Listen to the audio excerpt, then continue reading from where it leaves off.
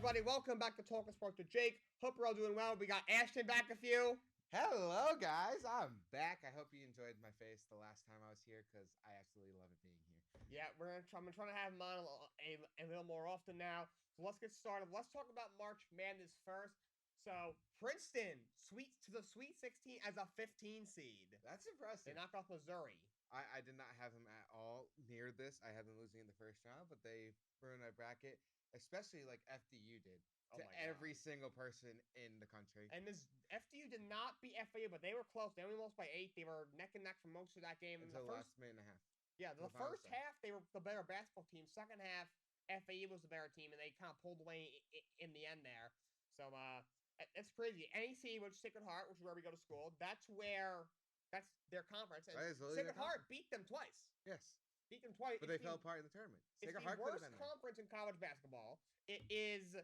they weren't even supposed to be there. Merrimack won the conference tournament, but because Merrimack isn't eligible, it went to the second place team, which is FDU. So the FDU wasn't even supposed to be in the tournament. There's still 3 years before Merrimack's even eligible to be there because they just joined the NEC this year. Yeah, they just joined. So FDU loses to FAU.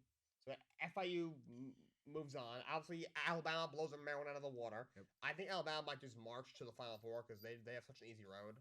Yeah, I don't like the way they do it because like some of the one seeds have like the easiest path. Yeah. Some of them like Purdue, they get stuck with some team that has like some random fire that just got like lit and they end up losing. This is 3 years in a row that they've lost to a team that's ranked between 13 and 16. Granted, this year is the 16th. 2 years ago it was the 13th seed from Texas. North Texas. Yep, and last year was the 15th Peters. seed in St. Peter's. So they almost lost to a 16th seed last year. So I don't know. I think there's an issue with Purdue. Yes, something's going on there. San Diego State blows Furman out of the water. I thought Furman could possibly go to the Sweet 16. I actually had them in the Sweet 16. Didn't quite happen. So San Diego State will play Alabama in the Sweet 16. That's a good game. Alabama's probably the best team in the tournament, but San Diego State's very good. They should not be overlooked. They're very, very experienced. They're very good defensively.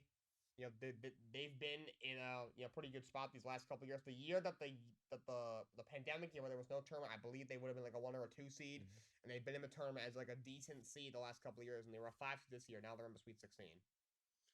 We'll see what happens with them. If they can keep that move going, I could see it happening. Yeah, and then you had Creighton beats Baylor in a bit of an upset. Good job, Creighton. So we have Creighton against Princeton. I want to know who had that. Creighton against Princeton. Sadly, I feel like nobody. Unless you're a Princeton fan, maybe. Like, because obviously, I'm a PC fan. We just lost our head coach, which we'll be talking about soon. But, like, in any of my things, you'll never see me put PC winning it all. You'll never see that. So, unless Princeton fans and students there, like, I heard it was like a movie theater. Yeah. Princeton. Like, I saw a video on campus. The people that weren't watching the game, there was like 4 kids just doing homework. Like, it was a dead campus. I mean, that's Princeton. All I do is study. It's not even like school. They're having fun this year. That could be a very tough game for Creighton, especially Princeton's on a roll. Yeah. And it looks like we could have a Cinderella story that could end in a very good way if Princeton keeps it going. Unless they face Alabama, who seems like they're just storming through teams like they're basically just playing football again. Alabama's never been known for their basketball program. They've always been a solid basketball program. They're known for their football. Obviously. But this year, they said, you guys talk about our basketball program. Here we are. Yeah, and we had Tennessee beats Duke 65-52. So they will play FIU. We have FIU against Tennessee in the Sweet 16. So you got a team in FIU who can score of anybody, and a team of Tennessee who gives up literally 50 points a game on average. FAU I think has the advantage. I think because Tennessee's defense is bad. If you're allowing 50 points a game at least, that you're not that great. They're one of the better ones in this tournament. FIU probably shouldn't. They were really underseeded. They kind of got the short end of the stick. They honestly probably shouldn't be like a 6 seed. There's an argument to me that they were like 3 seed lines too low, and that's a team going in. I did have them losing to Memphis. I was a little bit higher on Memphis. That was a team. If they drew a better matchup in the first round, I might have had them going at least this far. True. What's the next matchup? We had Michigan State knocks upsets Marquette, Yep. and then you had Kansas State. They beat Kentucky, so those two meet in the Sweet 16. I like Kansas State. I had them going far in my bracket. I don't remember how far. I don't feel like checking. I'm too lazy. But I just don't understand like Marquette themselves. Like that. Like granted, I never. If you're in the March Madness, you never underlook a team because any of these teams could beat any of these teams. Like what Tobin Anderson said about FDU and Purdue. He goes, if we play them 10 times, they're beating us the other 9. Yeah. There's no way we're winning the other 9 games. We just lucked out on this one. And so I think Michigan State could give Kansas State a very good fight. But I could see Kansas State just winning that game. I do think I actually have Kansas State in my Final Four. I really like them. Michigan State. I actually thought they'd lose to USC. I didn't like how they ended the year. You lose to Penn State very early in the Big Ten tournament. They also had the game against Iowa that they completely choked that game away in overtime. That being said, they also have one of the best coaches of all time in Tom Izzo, who is just one of the great. He's done an incredible job there. He must have whatever adjustments he made in between the Big Ten tournament and the tournament. Hey, he definitely did a hell of a job. This is a team that going in looked vulnerable, and they get through USC, and now you beat Marquette, who was one of the fast paced teams in the country. That was a very dangerous team. When you have a top team that's in the Big East, they really have nothing to lose. So that's why they're always dangerous. When you had when Villanova was good all those years, now UConn. When UConn's back. When UConn's back, Marquette now, yeah. I thought they could be a dangerous team. I had them going, I think, from Sweet 16. Didn't quite get there. Houston, who had trouble early with Auburn, then pulled away in the second half, which is kind of how they usually work. They collapse. They're a second half team. Yeah, and then you had Miami blew past Indiana. You have Houston against Miami in the Sweet 16. I was never a huge Indiana guy. Like I've never really looked at a team going, oh, they're gonna win it all. They haven't been. Also, their glory days were way back in the day. They're now a team that like they'll win a few games. But they blew that. Like you're a 4 seed, like you should be better than the way you play. They obviously they believed in you to be a 4 seed, so it's kind of hard to be there and then just get smoked. It wasn't like they lost by 2; they got smoked by Miami. By 16. Granted, I'm not underestimating Miami at all. Miami's a good team. They're a great team, but there should be no reason you should be losing by 16. Yeah. Like obviously Miami hit some sort of run in that game. It could have been close in the beginning. They could hit that run really early, and they just held that lead. But if I'm Indiana, I'm going into next year with what now? Yeah, this program really hasn't been late in God knows how long. I wasn't sold on them this year. You got Tim McMahon, that's good, but then they almost lost to Drake, who I thought who was not for a 12 seed actually is a solid team, but they almost lost to Drake, and then you just get smacked in the face. That's not really a good look. Yeah. And then what they faced Houston, Miami. Xavier beat this overpowered Pitt. You had Texas gets past Penn State. Penn State almost came back in that game. Texas was up big for a while. Penn State made a comeback. Texas hangs on. Texas and Xavier are in the Sweet 16. I got Xavier going past them, especially like you said that Penn State almost came back. Yeah. Obviously, that means Texas just kind of either got that lead and then they're not coming back. Or their defense just collapses at late in the game. Yeah, I have Texas actually losing to Alabama in the national championship in my bracket, but I think Xavier might win. Xavier, that first game, they should not have won that game. Oh god, they really were not the best team. They were at a clamp light, and they really pulled that game out of a hat, to be honest. And then they got the late block at the end.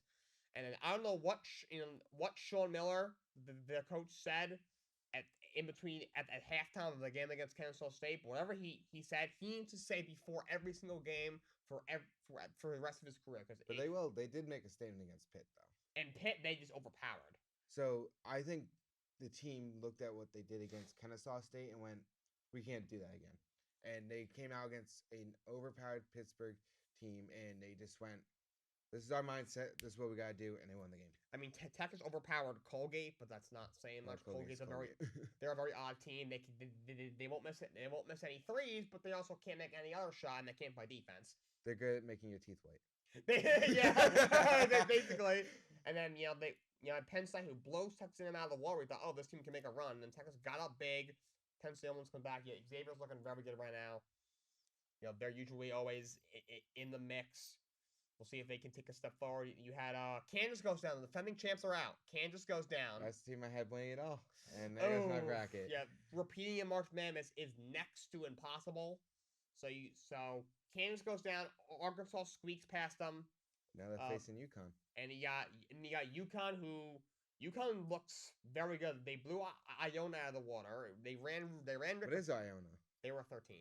Like Iona's not that great of a basketball program. They were gonna be UConn. Only thing Iona had was a good coach, and now he's gone.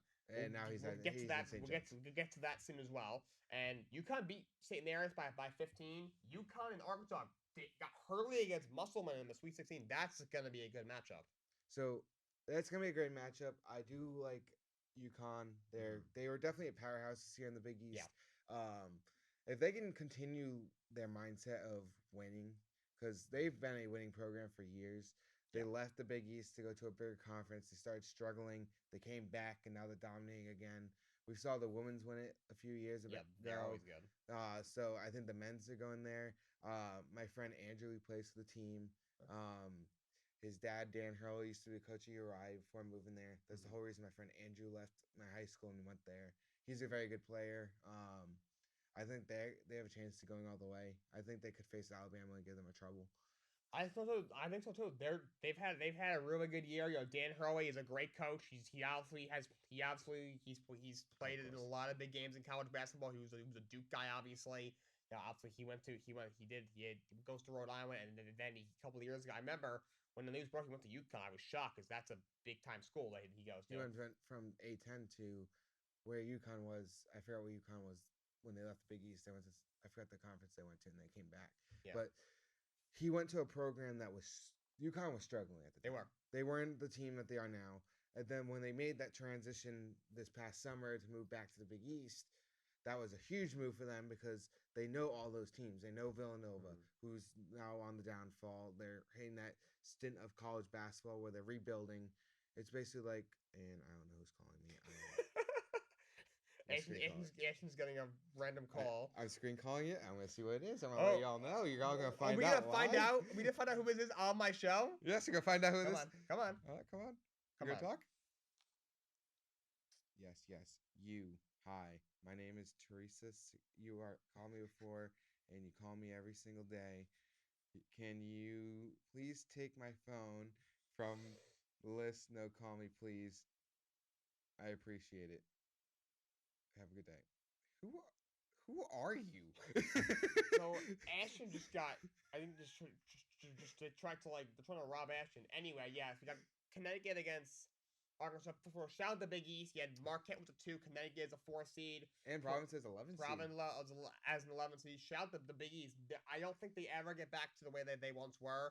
Now, I don't think that ever happens. But this is They're definitely on the upswing. I think they could get something similar. The commissioner has done a good job.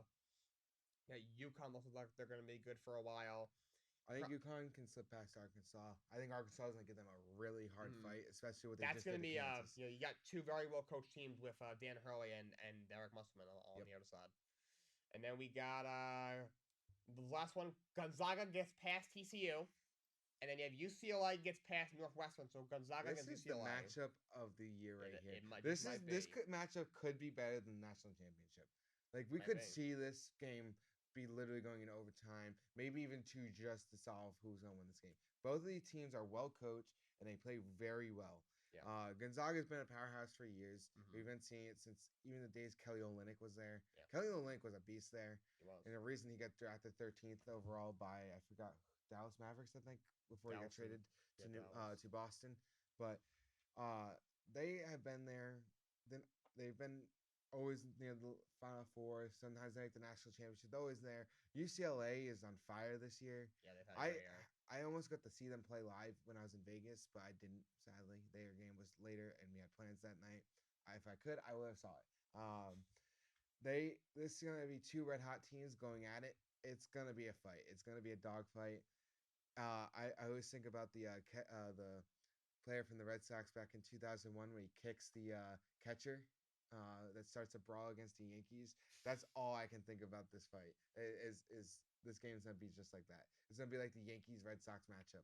It's gonna be a bloodbath. That's all I'm gonna say. Without the blood. But First of all, Drew Timmy is a god. Drew Timmy is amazing. I love that man. I love everything. I love everything about him. Love me some Drew Timmy. And with Gonzaga, Drew Timmy ain't enough for my bracket, buddy. That's Justin, everybody. Got Justin and Liam help me in the back. Thank you as always, guys. But yeah, Drew Timmy, and also he actually I saw he tied the record for most 20-point games in the tournament. It feels like he's been there like a decade. He's still only 22. This is interesting. You got Gonzaga every year appears to be the you think, oh, this is the year where they win, and they kind of like crumble under the expectations. You had 2 years ago they were in the Natty, and they basically just ran the gas against Baylor. And then you had last year we thought could be the year, and I think they lost in the second round. Every year seems to be like that, and then because they don't play in a great conference. Yeah. Outside of St. Mary's, and being a 5 seed is probably the best they've been in a while. If there's decent, that's really the only team that they're consistently playing. That's good. The Pac-10 is not that good basketball. Yeah, so like they're just Arizona State. It's a great football conference. Yeah, their football conference is not basketball conference. It's like the West NEC. Coast conference isn't good. The NEC is a good football conference. Yeah, they're always competitive. It's no team's really terrible. But no one team is like if they went to face a good conference, they're gonna get their blown. Yeah, but they're all good for where they're at. Yeah. And Pac-10 is a great football school. Basketball, they're not there. So UCLA basically just has to cruise through. So I don't know. And it's weird because like I was thinking, this year Gonzaga does not have the expectations. They're a 3 seed. You know, they didn't even St. Mary's actually was better than them in the regular season, but then Gonzaga we got them in the Pac-12 tournament. So this is the first year in a while Gonzaga doesn't have like the it's like championship or bust. They're a 3 seed. You know, if they lose to UCLA in the Sweet 16, no one will be upset. Nope. So this is a 50-50 match. This could be good. Maybe now Gonzaga doesn't have the expectations. Maybe now they can just kind of go out there and just play basketball, especially with especially with they got motivation with Drew Timmy in his last year. Let's check my brackets. Yeah, I think I had them facing off against each other. I did. So let's recap Sweet 16. It's going to be Alabama, San Diego State, Creighton against Princeton. I don't know who had that. Tennessee against Florida Atlantic, Kansas State against Michigan State, Houston against Miami, Texas against Xavier, UConn against Arkansas, and UCLA against Gonzaga. I do have them facing off in one of my brackets. I do have Gonzaga winning. Honestly, I think it's gonna be close. They do believe it's a 59 to 41%. People are picking 59% for Gonzaga, but that game is gonna go either or. Yeah. I do actually have Arkansas versus UConn. Okay. Wow. Let me tell you guys something real quick. What's up, Justin? UCLA is beating the shit out of Gonzaga. You think so? I'm telling you right now, Jalen Suggs is no longer there to throw some kind of half-court heave, one of the luckiest shots of his career, to cost them the game. This is the year for the Bruins. I'm telling you right now, this is the only time as a New Jersey I'll ever root for a Bruin in my life. All right. To be fair, Justin makes a good point. Remember that Final Four win a few years ago? That was one of the greatest. I agree with Justin on that. That was one of the greatest college games I've ever seen. So yeah, I do think it'll be a close match. That could be a game of the year. What's up, Liam? The Pavas game. That was also a game that shocked everyone too from Jersey. Yeah, that Princeton. That was crazy. Princeton game. Oh yep. Princeton, the goats. Princeton up Sweet 16. The thing with a team like that, like, first of all, now the entire plan is behind them. Everyone wants to see Princeton. A bunch of nerds, 15 seed. Great. It's a great story. You can't not root for them. from New Jersey, as someone who's from New York and then goes to school in Connecticut, it's cool to see like a somewhat local team have a nice run. And like there becomes a point where like, all right, they like, well, how that Creighton's so much better than them. It's like, well, Arizona is so much better than them too, and they beat them. Missouri is so much better than them too, and they beat them. At some point, you got to start giving them credit where it's due. You can't say, oh yeah, Arizona played better, Missouri played better. At some point, you got to give credit where it's due to Princeton. So we'll see what happens there. We have the two coachings that. Yep, so that Rick was Pitino, my the next St. thing. John's. That's a big one. That's a big one. My only concern is he's going now back to a big school. He's in his 70s. Like, how much longer does he really have before he really calls it quits? Does he go 3 years in that contract? Does he finish it off? We don't know. Yeah, I mean, he's a great coach. As someone who does like, I'm not like, I know you're a PC fan like through and through. I don't have a team like that. I have a few teams I like. One of them is St. John's. My grandfather was a pitcher for them way back in the day, so I tend to root for them. Hasn't been much to cheer about for the sports for God knows how many years, as long as I've been on this planet, to be honest. But they had Chris Mullen there. Wasn't great. He was very only there because he was a great player there. So his name is God. He had some health problems. He stepped down. They tried to go and get Tim Kluse. The negotiations fell through. They ended up with Mike Anderson, which I really didn't. He was their third or fourth choice at the time. Didn't work out. He was only there 4 years. They went to the tournament maybe once in 4 years. But now they get Patino. Obviously, Patino's done it all. He obviously he won a national championship at Louisville. I don't know if it still counts because he bought the players. Because that's another story for another day. But then he obviously wasn't great in Boston, but that was a tough situation. They had just lost Bird and Parrish and McHale, but he was a very good. He did really. He did get under the skin in Boston. Yeah, he killed himself basically there with. He had some issues because there. I remember one press conference. Obviously, I wasn't alive for it, but he's like, Bird's not, or McHale or Parrish not going to walk through that door. Famous press conference. He definitely stepped on some toes, but wasn't great. But also, in another situation, was very good with the Knicks. Though he had Patrick Ewing when he was very, very young with the Knicks, and he coached overseas, and he took a program I know that was dead in the water to the tournament. Yeah. And then the next big one was Ed Cooley leaving PC to go to Georgetown, which for me is kind of confusing because Georgetown is not that good right now. They used to be good. Now they're in that rebuild mode where they're trying to get new players. They're recruiting new players. They're young. So it makes no sense for me. One thing I would say, and I told him this when I was on the phone with my dad, I was like, well, good luck, Georgetown, because when you come good, the farthest you're making is the Sweet 16. Ed Cooley's a good coach. I don't think he's really that great. PC's had good teams. They've had Chris Dunn and Ben Bentel, and they couldn't make it farther than the Sweet 16. And there's years that they could have had a chance maybe making a run that was good enough, like the Final Four, like they done before, and they just fall apart really late. The teams collapsed late in the season. It happened this year. They were ranked 12th in the country for most of the year, and then right late in the season, they lost like the last 3 or 4 games out of the 4 games they had left, and they tanked. They lost in the first round to UConn in the tournament, and they fell to be an 11th seed, and then got smacked by Kentucky. Yeah, I like Ed Cooley, but I also. You think, all right, you're at a school in Providence that is doing a lot of good things. I like some things that they're doing. It seems like Georgetown that's almost dead in the water at this point. They have not been good in forever. Patrick Ewing couldn't even save them. Yep. If Patrick Ewing can't save them, I don't know who else. So is Ed Cooley one who always saves Georgetown? No. Georgetown's also one of my favorite teams. My uncle got his law degree there, so they're also one of my favorite teams. Back in the day, obviously when they had Ewing and John Thompson coaching the team, they were a powerhouse. But they have not. I don't think they've won a tournament game in since 2000. Just that program is. They have 13 wins the last 2 years. We went almost 2 years without a win in the Big East, which until this year wasn't even that good of a conference. Nope. That program's dead in the water, so he leaves. He goes from a little better, a team that's better than Georgetown in the same conference. It didn't make. I don't know what contract he got, but it didn't make a ton of sense. Yeah, I mean, I haven't seen the terms. The terms still haven't come down. I hope he got a big contract. Otherwise, that's. I think they're not paying a good move him for his career. $8 million to $8.5 million a year. That's a lot for a Big East college basketball coach for sure. I don't know what he's. He got paid $3 million in PC. All right, so he did. All He right, got the jump, but the only issue is you're going from a good team to a bad team in the conference. yeah. So If Georgetown was at the same level, it would make sense. yeah. But I I don't mean, know. Providence is probably like a third best team in that conference, third or Mhm. fourth best team in that conference. Georgia was one of the worst. Yep. It didn't. A It doesn't conference make that's sense. still like building itself back out after years of all that transition they had. So it didn't make a lot of sense to me. Well, I want to switch to the NFL because Adam Mhm. Schefter just broke some news. But what is that?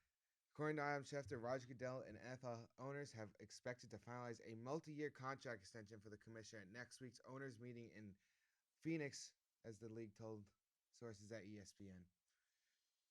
Ugh. Can't say I'm happy. He's not I a don't like him. commissioner. I remember like a bunch of years ago he signed a 5-year contract and they're like, oh yeah, this is gonna be my last contract, and now he's just and like he's like Why would they do this to me? Well, exactly. all honesty, like 3 contracts granted, later, he's still going. he doesn't have the personality anyone likes. No one really likes his personality.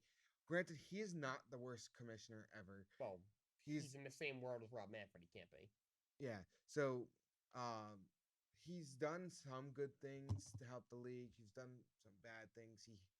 He does take his personal vendetta against teams, and he does it.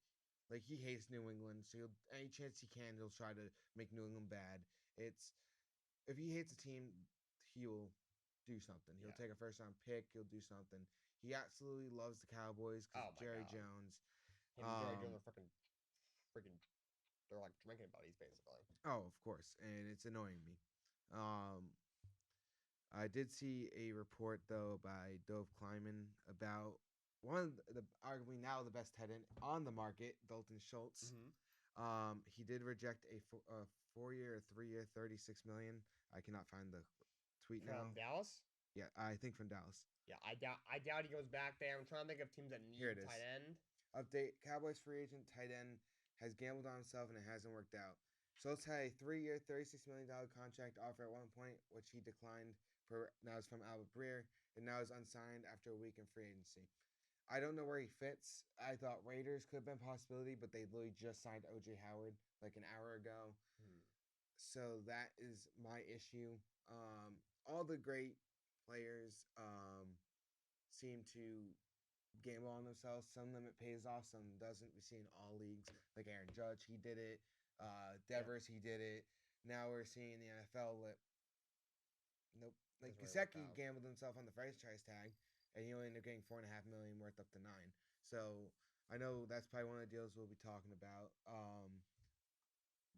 Free agency this year started off fast, slowed down in the middle, ramped up a little bit, and it fell apart. Basically. So I want to talk about the big trade because I had thoughts about it. I know you probably do. Cooks to the Cowboys. Okay, so I don't like the move. you don't. I do not. Why I is am that? completely against the move to Dallas. Why is that? I don't think it's a fit. I just don't think he fits there. I know they wanted a wide receiver to CD Lamb, but the issue is if CD gets hurt and Cooks is your wide receiver one, you're not gonna win games. You're not gonna be a playoff team that's gonna give a legit chance. The receiving core there is not that good after CD Lamb, and now they brought in Cooks. I like Cooks. I think he's a solid wide receiver too. I don't really think they have a wide receiver one. I think CD Lamb's almost there, but he's not there. I think they basically traded what they got for Amari Cooper for Cooks. I would just kept Amari Cooper. Well, yeah, they should have kept Cooper. I mean, let's be honest. They overpaid Dak and Zeke, so they had to trade Cooper. That's just the truth. You could have kept it. Like I obviously know you could go over the luxury tax and you have to pay. The owner has to pay. Don't like Jerry Jones can afford it. Trust me. Yeah, I can afford that. It just depends on who wants to spend it. Yeah. But it just makes no sense to me. Colin Cowherd did kind of make it. He kind of made sense. He goes, "It's not a move that wins you games." He's like, if Cooks is your wide receiver one, you're not a playoff team. Like when he was in New England, he was our wide receiver one, but we also had Gronkowski, Amendola, Chris Hogan. We already had a receiving core around him that was good enough to win playoff games. Now all he had to do was play his role. Cooks all he had to do was be the deep threat. That's all we asked him to do, and that's what he did. He came a deep threat. I don't think Cooks is can't do that in a team that it's literally him and CeeDee Lamb. Yeah, I I like the move. I ain't think I don't think it puts Dallas over the top, because for that to happen, they would because the only thing that puts them over the top is for hell to freeze over. They're gonna lose in the first round every year for the rest of time. I think it's a good move. Cooks actually has had over 1,000 yards 6 times in his career, so I which is more than a lot of these top receivers in the league. So I think he's a solid receiver one, like as one of the best. He's one of the best wide receiver twos out there, and like a solid receiver one. So I do like the move for Dallas picking up Cooks. You have C-Lamb, who I do like. You also have Michael Gallup there, who's also a solid piece. You got Tony Pollard there as your back now. He'll be the main back with Zeke no longer there, and Tony Pollard can also catch the ball. I think that Dak Prescott, I feel, is very overrated. You got all these memes, of the look on Brandon Cook's face when Dak overthrows him. Yeah, I only see as a look over. It's gonna be a lot of chasing picks. Like, granted, I do like Dak, but Dak's turnover prone. He is my fantasy quarterback, but I do have Mac Jones right behind him. I could start either or and wouldn't be mad about it. I just don't understand what Dallas is building. Yeah. They're gonna lose their tight end. I know he's leaving. Oh, he's gone. I just don't know where Dalton I doubt Schultz he is comes going. back. We I don't just see him coming back. mentioned that, but where do they go? Their offense is weak. Tony Pollard's on a 1-year franchise tag, and I doubt his extension gets reached. The Cowboys are on a falling part to me. They're falling apart. Granted, the NFC East looks like it's getting weaker. The Eagles have kind of fallen apart. Liam, turn off the mic. Dalton Schultz, you are a New York Jet. You wish. I'll take him, but yeah, I don't see him come. I didn't think he would go back even entering free agency. Yeah, I don't think he comes back. Another move I want to talk about. You had C.J. Gardner Johnson. He goes to the Lions 1 year. He got a base. He had 2 extensions that he rejected. One from the Saints and one from the Eagles. Both multi-years. And he gambled on himself, and now he's in a... I like the move, though, to Detroit, though. Yeah, I do love the fit. They got him for a deal, like a really good deal. Yeah. $8 million for a really good safety. Is 8.5. pretty He good. can get up to $8.5 million. I think he's guaranteed to get the 6 to like 6.5. I think 6 or 6.5 is guaranteed. You can make up to 8.5. It's a nice move for the Lions, who have done some nice things this offseason. You add him and Emmanuel Mosley in your secondary. You add Montgomery in the backfield at running back. I would have liked to see them re-sign Jamal Williams. We saw him go to the Saints. He had a typical Jamal Williams press conference. You should check that out. And he said the offer was very disrespectful. Like they didn't want him. I would have. He thought he was lowballed. I don't know why they would do that, because not only did he have a great year last year, he led the league in rushing touchdowns. He was money around the goal line. Just his impact in the locker room was just like nothing you've ever seen before. So I would have tried to do anything they can to bring him back, and they basically made him an offer, basically just to say they made him an offer, and then they're like, okay, let's go and get David Montgomery. Who I do like David Montgomery. Problem is he has trouble staying on the field. There's too many issues going there. One move I know, and we've talked about this outside of the podcast, that I think personally went under the radar and only talked about for about 5 seconds after he signed a contract was Mike Gesicki to New England. That, I think, has probably been the biggest move in free agency. You think so? Yeah, he was the best free agency tight end. No team obviously wanted him. Miami, we knew wasn't bringing him back. And I look at it all, he was the best receiver out on the market. He's better than Jacoby Myers.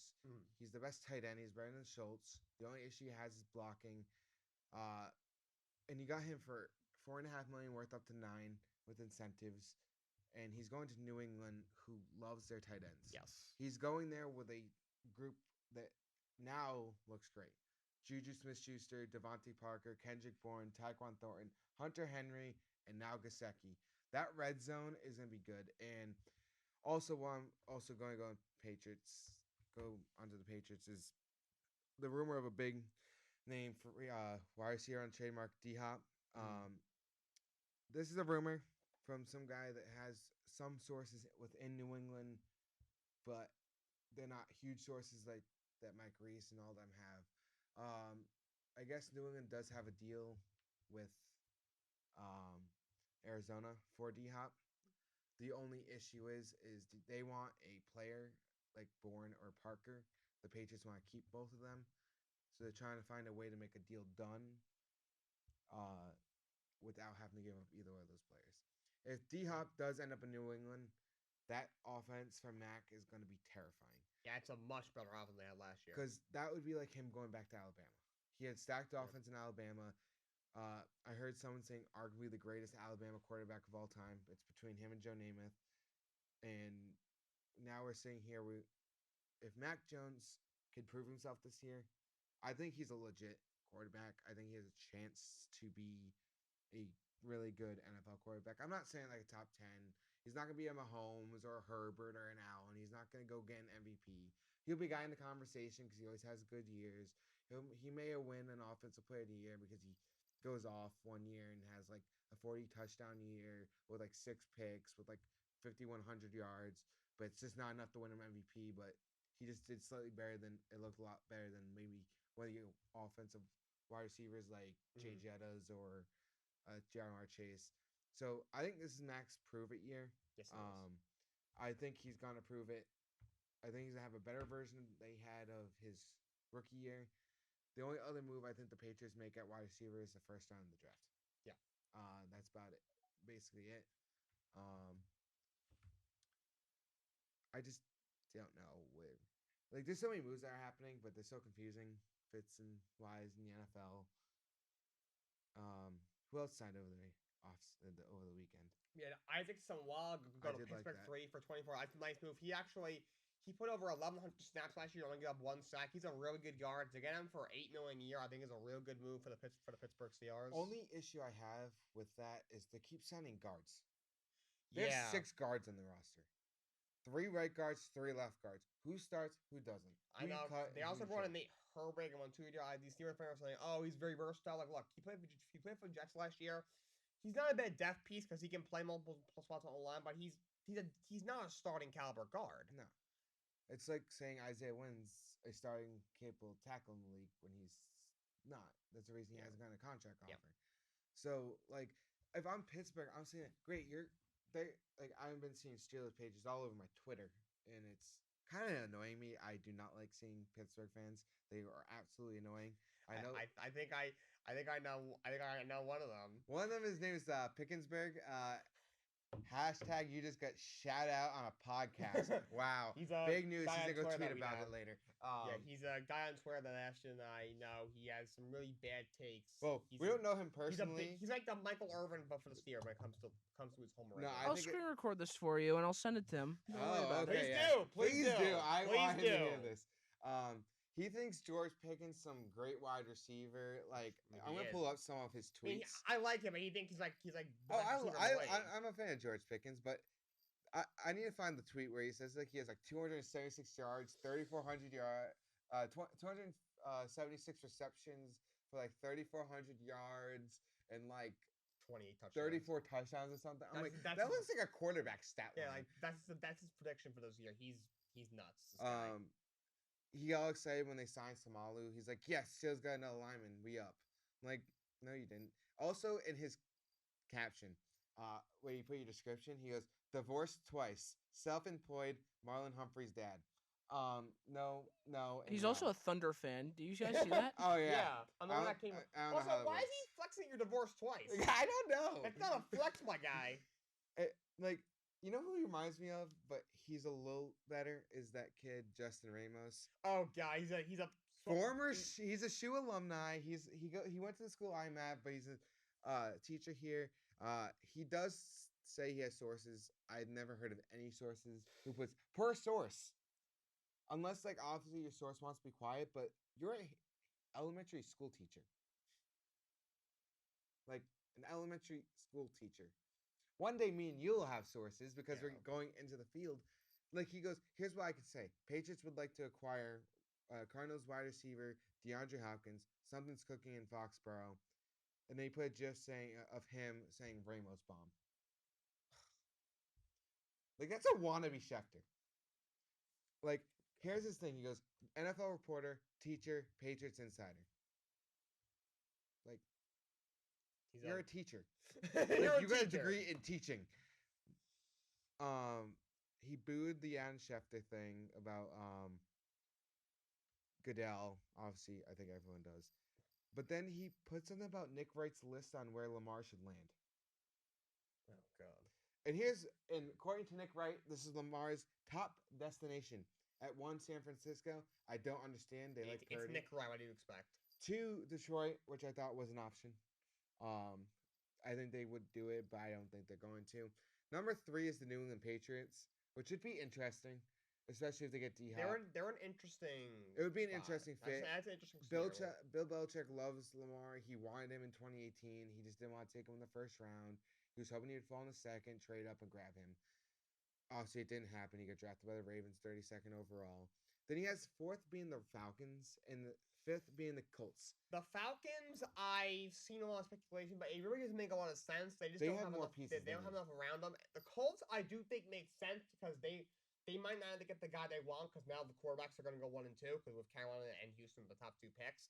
So at that point, you know they've been in quarterback purgatory for so long, you might as well. That being said, because of how many do you want to take another risky quarterback? I don't know if they want to do Yeah, that. I wouldn't either. I like to see what they have with Desmond Ritter. If he's nothing, they go for next year. Yeah. Another thing is with that kid Justin, he literally will copy and paste anyone. So I think Mike Reese or Mike Giardi, I forgot who posted the report earlier, saying like 6 still free agent targets for the Patriots. And one of the guys he mentioned was Tommy Townsend, the punter from the Chiefs, as an options to replace um, Jake Bailey, who they just I think you lost. guys need to be more specific about what Justin you're talking about here. Oh, not I'm the getting- Justin behind here. I'm getting a little offended back here. It's No, like, you're listen, cool, boys. Justin. I'm We not like a the Patriot. Justin that's in the I'm not a production. Patriot fan. What you guys You're talking cool, about? Justin. No. Justin Ramos. We Yeah, I did- know Justin Ramos. I did I say his know. last name on the podcast. If you did not hear, I did say Ramos Bomb or Ramos It, Bomb. it's it's not that I didn't hear. It's just I didn't care, Ashton. You know. Yeah, I know. We know I you mean, don't care. I mean, Justin Ramos is very careless in the So- It's okay. And this is like basically word for word what Mike Reese said. He goes, if the Patriots want to solve their punter issue ASAP and not to draft a rookie, which could be risky, they could go out and sign Chiefs All-Pro and Pro Bowler Tommy Townsend, who was given his tender by the Chiefs, which if the Patriots do sign him, it wouldn't cost draft capital. They just have to give him a contract the Chiefs won't accept. That's it. Like, so it's basically just he just copies and pastes.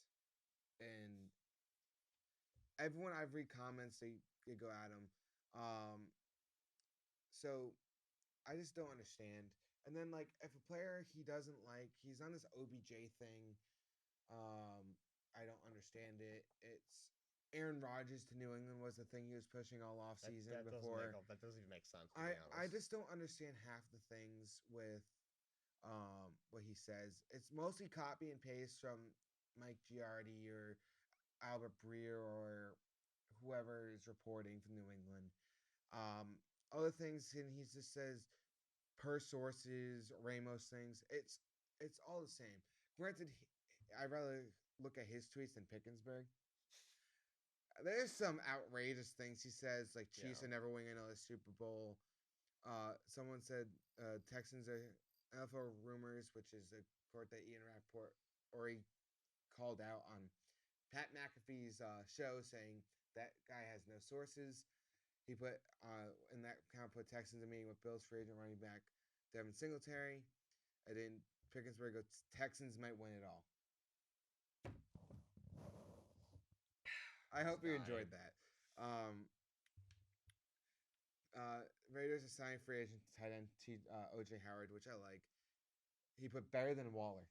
Oh, good God. Waller is a top 3 tight end. At least top 5, and OJ Howard is lucky to even be a starting tight end in this league. He calls the Browns a poly franchise. This guy's also been blocked up by AJ Brown, the Pat McAfee show. You guys say when JPA football, which is a very reliable source, by the way, followed him back. He put 0 rings on a thing the Browns posted, called him a poverty franchise again. He did it 3 times, actually. He goes at Marlon Humphrey. Yeah, he does not like Marlon Humphrey. I don't know why. OJ looks like a Raven to me, is all I'm saying. And Pickensburg goes no with laughing faces. Be honest, do you think the Steelers have a Super Bowl caliber team right now? No.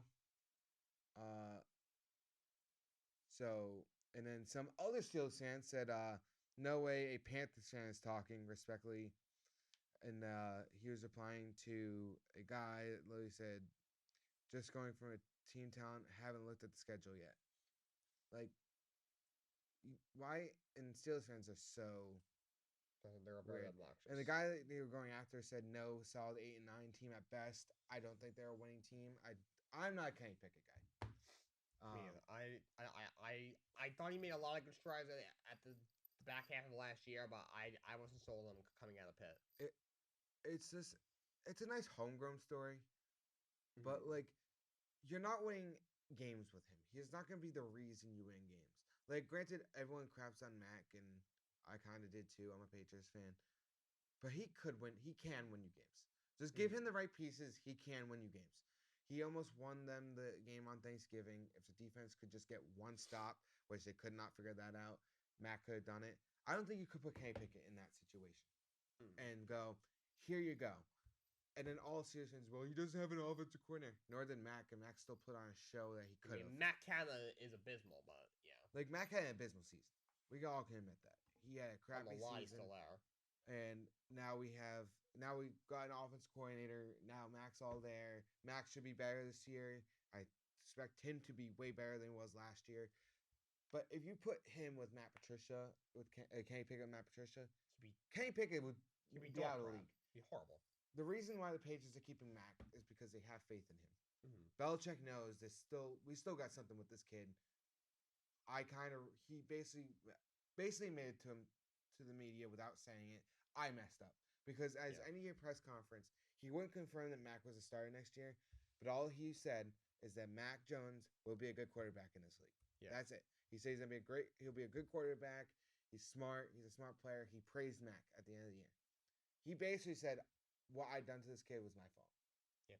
Now he's on to his third offensive coordinator, which sucks, but he got a better one than his first one. I do like Bill O'Brien better. If he's not the guy, I do look to seeing the Raiders probably will trade for him next offseason. We'll probably somehow get a second or first round pick for him because the Raiders are dumb like that.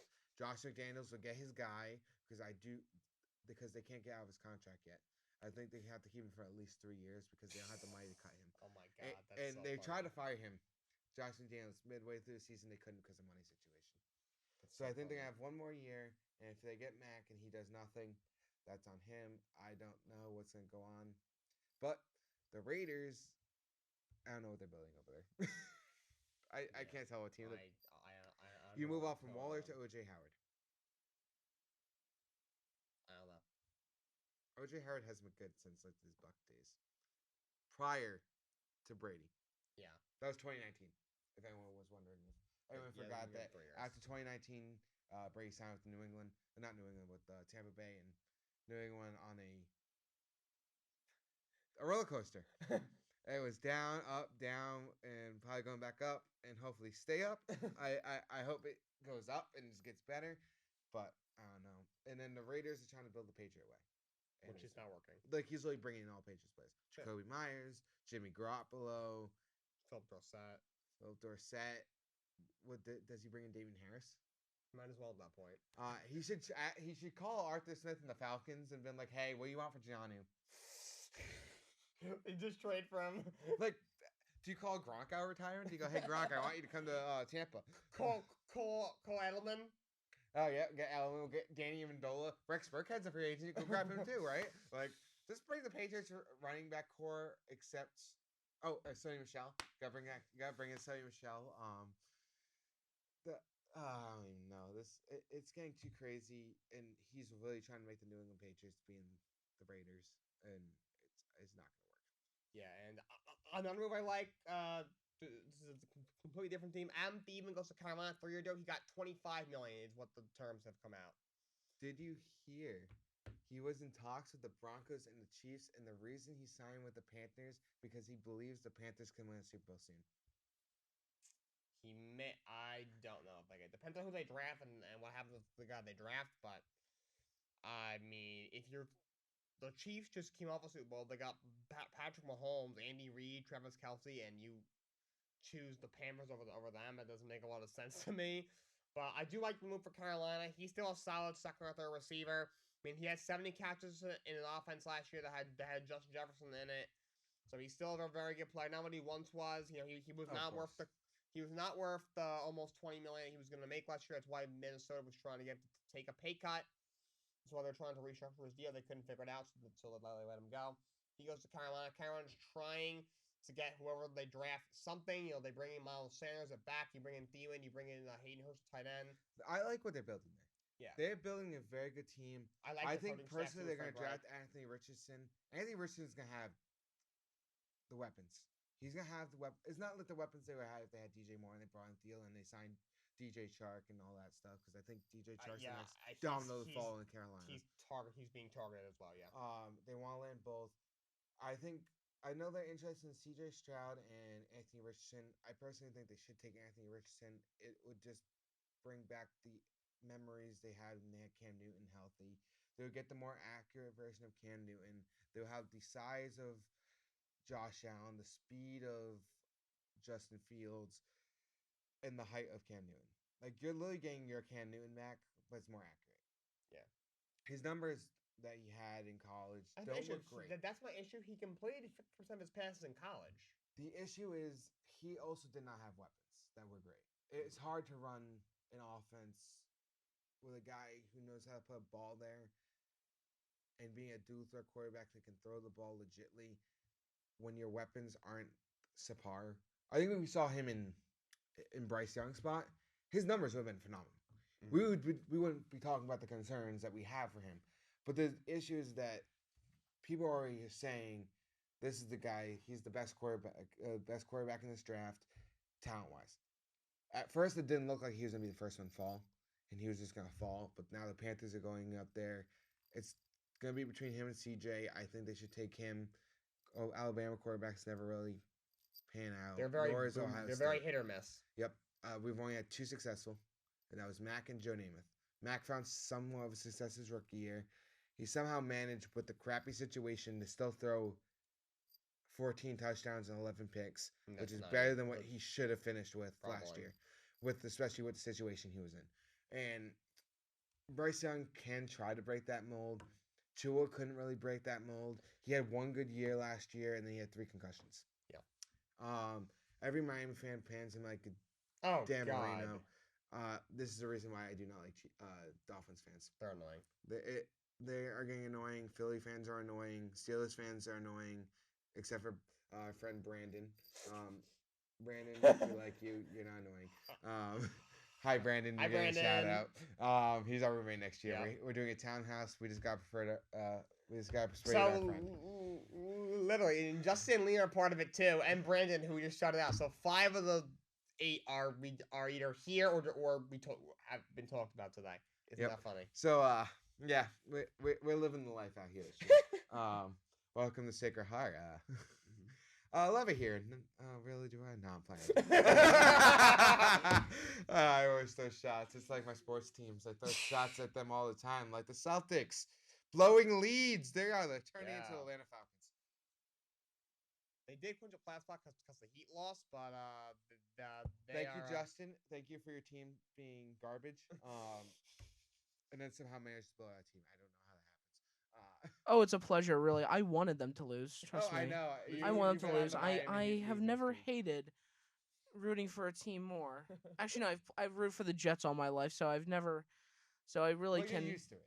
Yeah, I get used to it after a while, but this, I'm pissed off. At least you weren't a Detroit Lions fan in 2007 or 2008. That's true. Detroit Lions fan. Great that I'm so happy for Lions fans. Their team's actually looking good. I think they could win the division next year. Yeah, that division's not good. Minnesota, I have no clue what they're doing. We talked about it the last time I was on your podcast. I have zero clue what they're doing. Their clue is if Rodgers leaves, Packers are going to suck. I don't think Jordan Love is the answer at all. Here comes Liam talking about Jordan Love being the answer. He's not. Liam. Look at the smile. Look at that smile. I see. You guys can't see it, but we can. Yeah. He does. He's like a step. I can definitely see it. Watch out, guys. Here it comes. You know what? Here comes Zach Wilson, the Green Bay Packers. That's gonna happen, those right? is not Packers, Ashton. He is not. Zach Wilson is going to the Packers. Yeah, this has been our ongoing joke with Liam, who's a Packers fan. We've been pushing Zach that Wilson, Zach Mekhi Wilson's Becton, going sixth there, round pick. and I'm not even a Jets Justin- I'd fan. rather have the Okay, second pick. guys. Mekhi Becton, but never Olsen. Never. No, there will be Wilson. Watch. Oh, I have a No. question. While we're on the random talk on random crap that comes to our head, should I do this trade or fantasy? Okay. Fantasy question now. Wow, fantasy we're doing a football being fancy talked. question. It's not to a listener. It's Ashton literally asking me, sitting right next to me, if he thinks you should do a trade. So I'm getting running back depth here. Rashad Penny, Devontae Foreman. For my second round this year and my third round next in 2 years. Do you need running back stuff? My backup running back to Nick Chubb and Stevenson is Melvin Gordon, who's not even on a team. Then yeah, I would do it. I'll do it. Oh, wait, Jake, what story did you have to tell? You had a Oh, story. yeah, story. What story? You were all of a sudden I talk about I talk about Zach Wilson going to the Packers, and all of a sudden you're like I got. you were about to say something, and then all of a sudden Liam Oh, interrupted you. about Liam last night in the group. Oh, so Liam was at home. He's got another job he does on the weekends out in Jersey. So Justin, I accept the trade, by the way. Justin made a fake tweet, and he made it from Adam Schefter. It was not like not a Twitter blue thing, but he used the tweet generator, and he pretended to be Adam Schefter, his same exact name, his same profile, and it was a rumor that the Packers were interested in bringing in Zach Wilson, and they were comfortable with him being their starter, and sent to Liam, and Liam thought it was true, and he was like so angry, and then when And then he went to bed. and He then when started off the bed. and then when he gets back to his room, Justin was like, "Yeah, not true," and so that's my story. Yeah, it was That's very false. it was very funny. That's false. No, Zach Wilson. I guarantee you, Zach Wilson is going. If he goes, that would be so He's not. funny. I read it Trust somewhere. my process. Trust my process. Justin's good. I Whenever swear to you. Justin says that, he means he knows something. This is gonna be I will Pat say that. McAfee I did vibes. my research. This is gonna be Pat Just want to McAfee keep going. podcast vibes. Just We're all it just gonna is, start it talking is. about random stuff. It is. You know what? I think we're gonna make Jake's podcast a lot of fun now. We're just gonna start randomly. Yes. Like we're gonna get conversations about people's Twitter pages. Nah, Like the one thing I can it's say, so much fun. Oh, we hooping. What Oh do you my have to God. say? What you want to say? I read it that the Jets are gonna keep Wilson on for a little bit longer. No, he's going to the Packers. No, Yeah, he's going to going the Packers, bro. Yeah. Just He's suck going to it the up and Packers live with with it. Mekhi Becton and a sixth Oh, round pick. bullshit. Hey, It's watch your okay. language. It's okay. This is not. This is not for children when I upload this. It's quite all right. Do you stick a snout on my? I took a snap. I Ashton didn't say- just took a picture of a Snapchat picture live on the air. Hey, you're so loud, bro. And Yeah. he's just flipping me the bird. I don't You're know why lucky you're I so can't loud. see That was He definitely flipped me a bird. an audio malfunction there. And Liam, Liam just. Yes, flipped- I just actually flipped did his just phone away. answer a snap on air. Live on the air. I can do it again if you want. Anyway, but like the Houston Texans extend left tackle Loman to 3 years, $75 million. Wow. Yeah. 25 a year for something we thought they were going to trade. They end up extending him. Well, good thing for us fans. He was supposedly going to be a chief if a trade was going to go down, That would have been scary. but he's not now. He's staying in Houston. I like it. I think it's an overpay, but you know what? He wanted it. They gave it to him. He's a great tackle. He did have some smoking issues with the draft, but if you all remember the smoke, That was gas that mask. was when he was in high school, but yeah. But but still, that killed his draft stock. oh yeah, He was a pro. top 3 pick. And he went to what, 12 or something? I Something forgot like that, exactly. 14 for some crap. Yeah, he fell. It's like Jalen Carter being fat. You say he's being fat? He's a defensive tackle. He's supposed to be. Well, basically, the league kind of called him fat, I saying mean, he was very out of shape. His pro day he was out very of shape. concerning. But granted, all D tackles are on the bigger side, and they still do great things. Look at Vince Wilfork. Dude Oh was my a God. monster. He was in the large man. 300s, but he ran. He was a fast guy. He was a large man. So I think it wasn't because he was overweight the reason why he couldn't finish his drills. I think the court stuff is what killed him. Hell. Jalen Carter. I think not being able to. His pro day was very concerning, showing up out of shape. You know, he was 9 pounds over what they had listed at, and then him not even being able to finish the drills. He had a bad pro day. But yeah, it's more so the assault, whatever it's called. I can't remember what it's called, like the assault stuff. Oh yeah, there's the driving, the driving recklessly. the driving crime. But yeah, he's DUI. talent-wise, he's a top Oh, 5 player in this Oh, draft. I think he should have been the number 1 pick when the Bears had it, but he's gonna fall to 8. The Bears gonna still get their guy. Whoop-de-doo. There you go, Bears. You got your star D lineman for the future. For my honest thing is this draft is so confusing. I don't know where players are going other than probably the quarterbacks. I think first goes Anthony Richardson, second goes Bryce Young, the third pick, which is the Cardinals, is going to be Will Anderson Jr. Fourth is going to be C.J. Stroud of the Colts. Fifth, sixth are going to be other offensive positions like linemen or defense. Seventh of the Raiders is going to be Will Levis. They're going to draft a quarterback. They draft levels. They're going to take him just because he's the last first-round quarterback there. He's the not only. good. Oh, it's like Zach Wilson, okay? You're a Jets fan. You Yeah. drafted Zach Wilson because of one throw at his pro day. That's But true. it's Will Levis to me is the Zach Wilson of this draft. He's not going to pan out. He's going to suck. But the Raiders are going to take a chance on him. I just want to let you guys know that Liam. Just This kid's muted me. Liam. This kid's stop. muted me. Liam and Justin are I'm exposed. horsing They're being around. children back there. They especially are. Liam. They are. Um, I mean, I'm about to what get else is smacked new? when I walk Yeah. out of this thing. I better kick him out of the back. Yeah, we might have to. Where you at? Security. Whoa. What were we gonna talk about? Well, Will Levis to the Raiders. That's right. yeah. Completely out of brain fart because the 2 chicks back there. Yeah. But I thought he looked. I think he's filming us now. I mean, we're already. He there's already doesn't like our There's 3 handsome cameras in this faces. room already, And he flipped and me now off he's for filming doing us that. off. But Thank God no one can see him. yeah. After that, where does the first receiver fall? That's gonna be tough. Yeah, you have Atlanta at 8. Could take Or is one. it 9? Is he 9? Or is it 8? They're like, 8's the Panthers. oh yeah. So 9. No, 8th is the Bears because the Panthers had the pick. I mean, the Bears could take. They have I think more they're gonna now. take Jalen Carter. Probably at 9. You have Atlanta. They may take one. New England's sitting there at what, 14th? 14. I think. That one, the first one, I think it could be Atlanta at 9. If they don't get a quarterback, they might give Dismember a shot.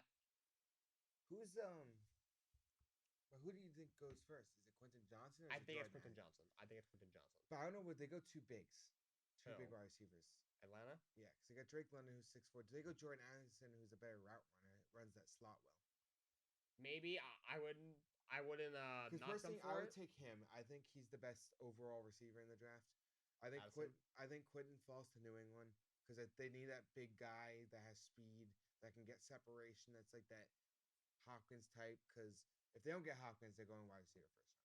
I think what they're doing is they're pushing hard to get D-Hop, try to pull D-Hop to New England so they can go draft like a Joey Porter Jr. in the draft. That solves their tall corner issues. Yeah. I think that's what they want. I don't know if it's going to happen. We'll see. I think a D-Hop trade does happen this week.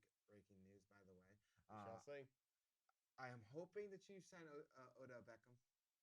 That just takes him out of the race. And it's us and the Ravens, and the Ravens don't have a second-round pick. So, we can give them what they want. Yeah, Ravens can't.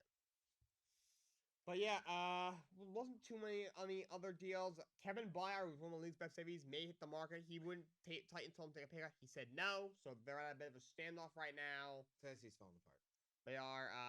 They have a quarterback option, the backup option probably for the Jets, other than maybe Stafford. Yeah, then you had Julian Love goes to Seattle 2 years, $12 million. I think it's a pretty good move. He's a solid safety. Solid safety. He had a nice year last year. He had Sean Murphy bumped and go with Tennessee. I like that move. It's a nice move. He's just a solid corner. So Tennessee has something, I guess. They got something to look forward to this season. I guess. Because they have no offense, because it's Traylon Burke's season. Zach Pascal goes to Arizona, 2-year deal, gives him receiver depth. I think that's what's leading to the D-Hop trade. Probably. They're signing pieces on offense on the wide receiver position. I think it's the second time they signed a receiver this offseason. I could be wrong. They probably signed some terrible receiver. I won't say another because Zach Pascal's a decent third receiver, but nothing more. And then you got Matt Collins goes to Atlanta, 1 year, $2.5 million. I like that move. He's a speed threat. He had a nice year last year. Last year, where was he? Philly? Yes. Yeah, he's a nice speed threat. It's a solid, like a third receiver. I'll take him to third receiver. Good speed threat to have in the slot. That adds some speed for Atlanta. And that's really all the big move. There were some other ones. I know Greg Gaines went to Tampa to beef up the interior D line, 1 year deal. Nick Scott goes to the Bengals, 3 years, $12 million. That shores up some safety depth after they lose Bell, and they also lost Jesse Bates, of course.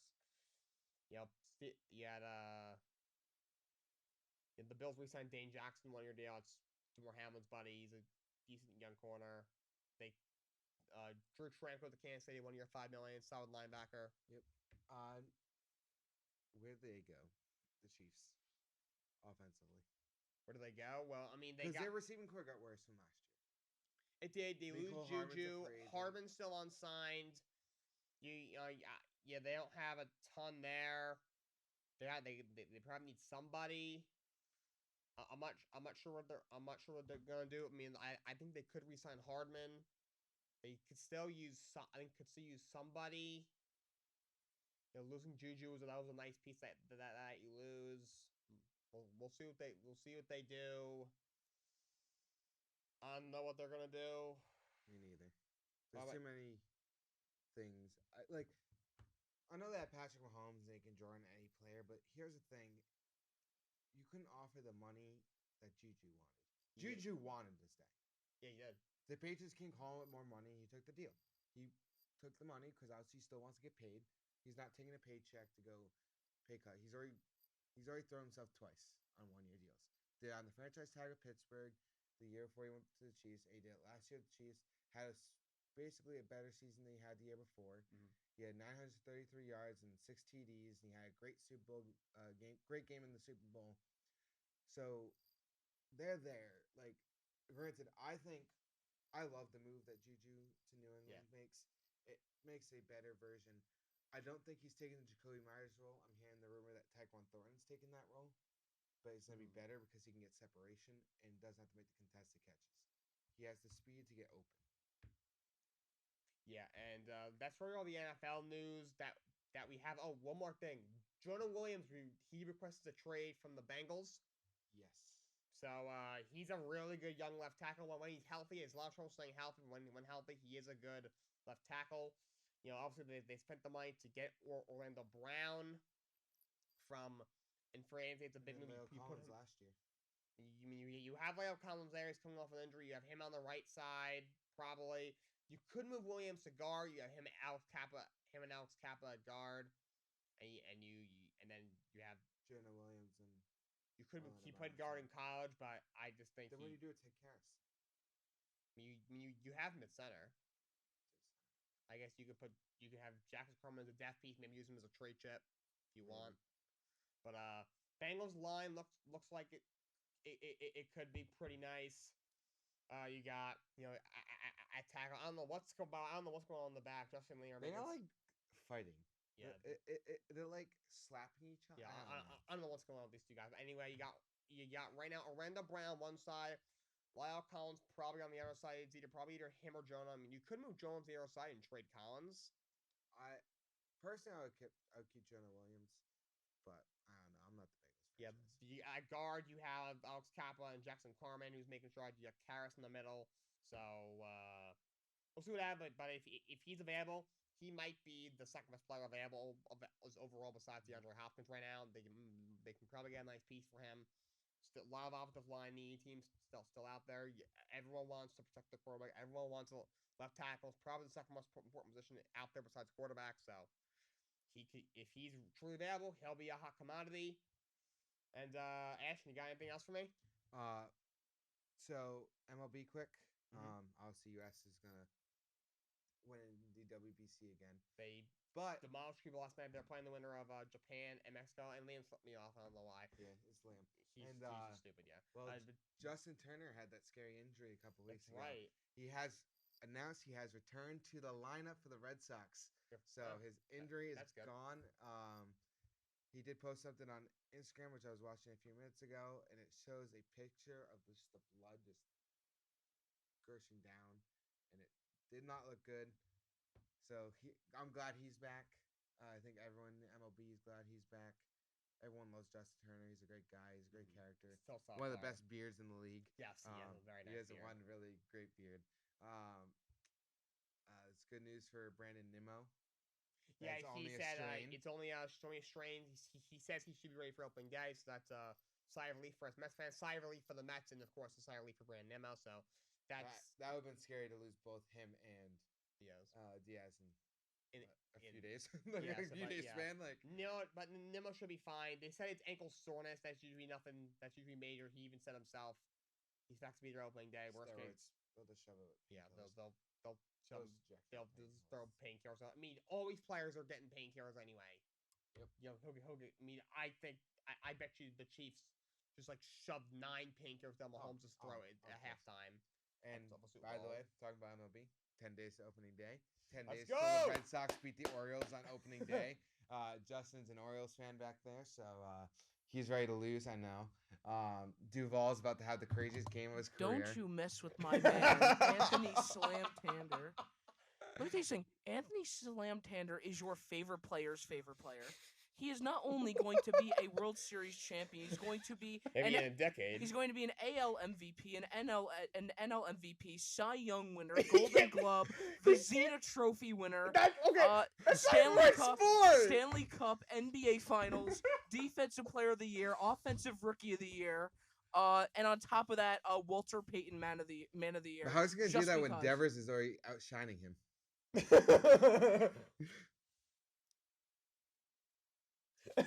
muted me. Justin is just he's just muting people. What more do you now. want me to say? What more do you want me to say? Orioles just own the Red Sox. It's true. You had one good year in like 100 years, so I didn't ask, Ashton. I didn't ask. mean, Okay. when's the last time you won a World Series? I don't know. I mean, the Orioles have been bad for a while. They had one good year over. I think they could be competitive. All right, he's not doing the Clay thing to me. I don't know. The Orioles, he has no rings. do the Orioles even have 4 World Series? No, it's just been like an over Hey, 4-year Google. drought for the Red Sox, though. Hey Google. When was the last time the Baltimore Orioles have won a World Series? You're asking Siri on my show. Yes. On this live, okay. No one cares. The last time was no one cares about Siri. You're right. You're right, Liam. I agree. Hold on. Wait. Look, I think 86. 86 is when the Mets won. No. Here it is. 66, 70, and 83. So they have 3. Yeah, 83 is the last time y'all won. Don't talk to me. Don't talk about the greatest team of the 2000s. We all know they won 4 World Series. The did. Red Sox. They dominated, but every year it's an up and down. We either have a great year or we're absolutely the worst team in baseball. I mean, and you put that in football terms, it'd be like going 0-17. So yeah, it's I don't know. They asked me how I feel being a Red Sox fan. I just say I don't know. I don't know. That's the best I can. The put funny thing is, every year the Red Sox, they can either be they go into the year saying if things go right, they might win 100 games. If things go wrong, they could be 20 games under 500. Oh yeah, or we shouldn't be in the playoffs and we go to the ALCS. It makes no sense. And then you should be, and you miss the playoffs. Oh yeah, yep. Watch this year.